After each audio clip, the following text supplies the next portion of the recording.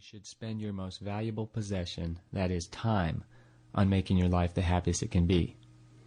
For those of you who may be looking to simplify or even slow down their lives, there is a consequence of focusing on speed, and that is you actually create time for you to do more things, or if you like, creates time so you don't have to do anything.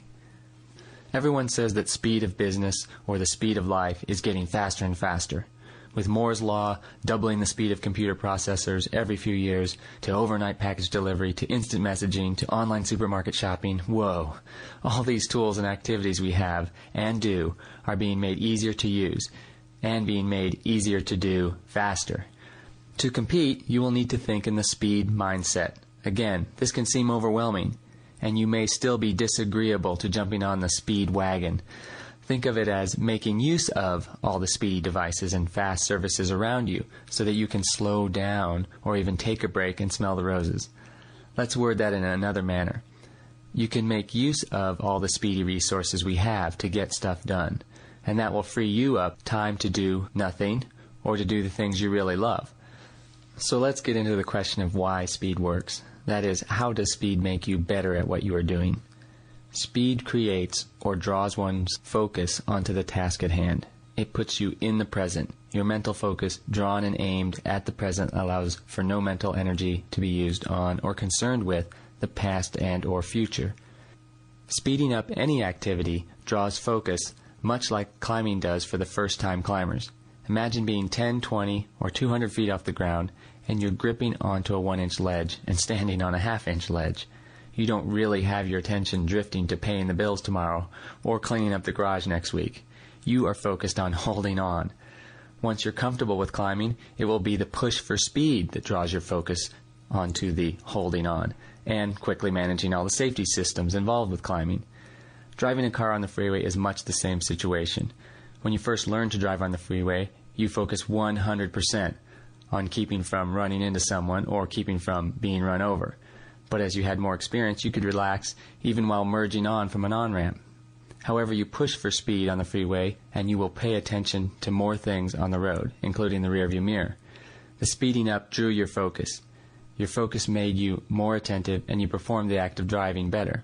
This leads to another saying you'll hear from some success experts. If you are multitasking or doing more than one thing at once, you cannot be doing any one thing at your best. I would counter that with, the human being is never only doing one thing. When you talk on a mobile phone, listen to the radio, write in a crossword puzzle, eat a corn chip, discipline the children, all while driving on the freeway, you are multitasking. And obviously you should not be doing a phone interview for your next job. But let us point out, to just plain drive at one's best, you are turning a wheel, pressing pedals, eyeing the windshield for the road changes ahead, and scanning the mirror for cars coming up. Something as simple as drawing on paper requires your brain to send 1,000 minute signals to your arms and hands so that they can coordinate with visual feedback and put proper pressure and placement of a pencil to the paper. As we gain experience in any multitasking function, our brains take on the many tasks and simply does them all. We don't think of sending a signal to retract our brachioradialis, extend our triceps, pinch our forefinger and thumb together on the pencil, lightly push against paper in an upward sweeping manner.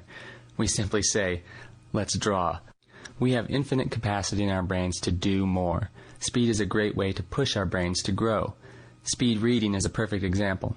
Our minds take in 1 million bits of information when we look at a scene in front of us.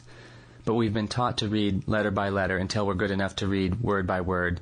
Then that's it pretty much for most people. Why not continue the push, read sentence by sentence, and read a whole page just by looking at it for a few seconds?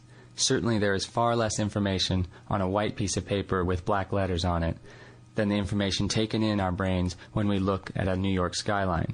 In fact, many people have pushed for this speed in reading and have attained it. They can take in a whole page in just seconds. I'm not one of those people, but I'm working on it. My point is that the push for speed draws in focus, and your mind learns how to better accomplish the task. I've found of all the success books and audio programs that I've listened to, the ones that actually get the reader or listener to act on something, anything, these are the books or audio programs that have the most positive effect.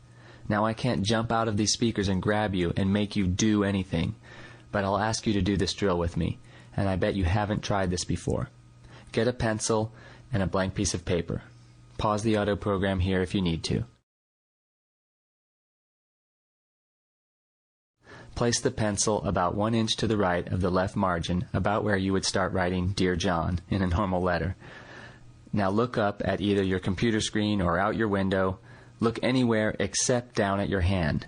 Now write, without looking down, the following alphanumeric code. 1, 7, 3, 2, 8.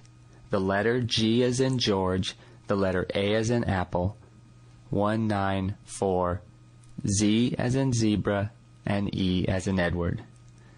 Okay, now look down at the mess you've made on the paper. Is it legible? Most people find that it is completely legible for them. Sure, the G may be mistaken for a 6, or the Z looks close to a 2, but you can probably tell the difference. I learned to do this while pushing for speed to pay my bills. I would pay online and then write the confirmation number on the hard copy bill before filing it away.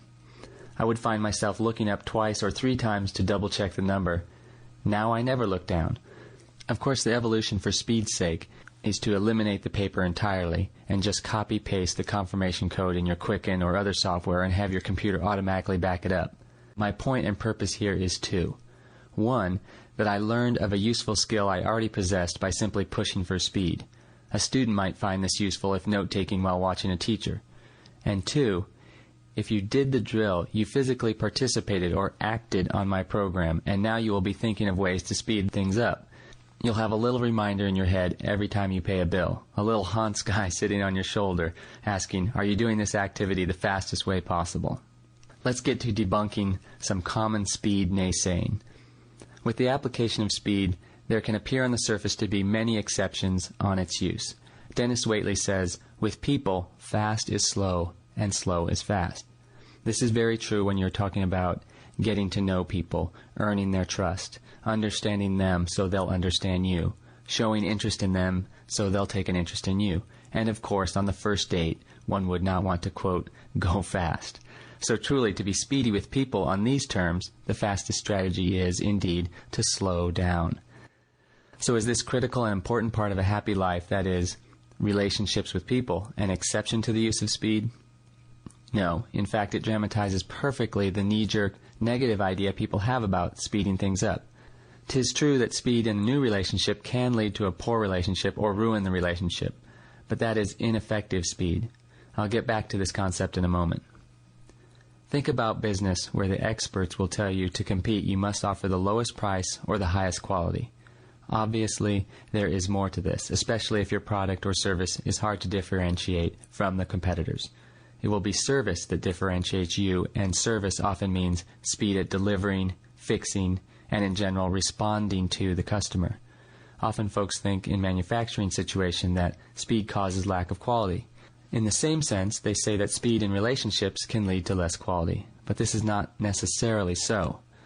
I get a question along these lines from my outdoor audiences. They ask, Hans, since you're going so fast on these climbing routes, are you trading speed for safety? The answer is, without hesitation, no. When you are focusing on speed, effective speed, you are focusing on the present and end goal, which in climbing is to top out on the route quickly, and it goes without saying, alive. In manufacturing, the goal is to put out a quality product at the end of the production line. In relationships, the goal is to have a high trust and understanding friend, partner, or relation. If you trade speed for safety, quality, or genuine friendship, you are not applying effective speed to the problem. You're actually changing the outcome you initially wanted, and probably costing yourself more time in the long run, if you live to see the long run. So let's set things straight right here for the rest of the program. When I say speed, I mean effective speed, not BISS, which stands for blind, ineffectual, stupid speed, or for short, let's call it BS, for blind speed. Again, let's define those important differences. When I say speed from now on, I am not referring to BS or BISS. I'm referring to ES, effective speed. Let's return to this idea of speed in a relationship. If you are talking about a relationship with a new purchaser of your product or service, and that person requests a catalog or sample part, the application of speed is obvious. Will the prospective customer be more impressed seeing it in 3 days by standard shipping, or later that same day that you had talked with them, because